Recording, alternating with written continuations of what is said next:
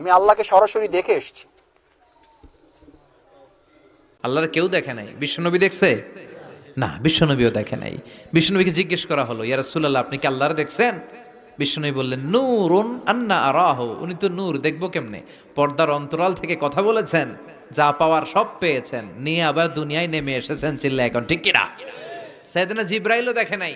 সিদরাতুল মুনতাহা ওনার last border, ওইখানে কান লাগিয়ে এখনো বসে আছে জিব্রাইল। নবীদের কাছে আসে, যা বলার আল্লাহ থেকে শুনে চলে আসে, কিন্তু আল্লাহরে দেখে। সহি মুসলিমের বর্ণনা, ইন্নালি জিবরিল তুমি আতি জানাহ, জিব্রাইলের 600 পাখা আছে। এই সিদরাতুল মুনতাহার একটু উপরে যাইতে চাইলে এর 600 ডানারে আগুন দিয়ে জ্বালায় দিবে কে? কেউ দেখে নাই। আল্লাহ তখন কোটি কোটি জান্নাতীদের সামনে পর্দা উঁচু করে নিজের নূরের তাজাল্লির ফোকাস দিবেন। জান্নাতীরা বসে আছে দেখার জন্য, পাগলের মতো এমনি আছে সবাই। তবে আল্লাহ লম্বা সময়ের জন্য দেখাবেন না, এক মুহূর্ত।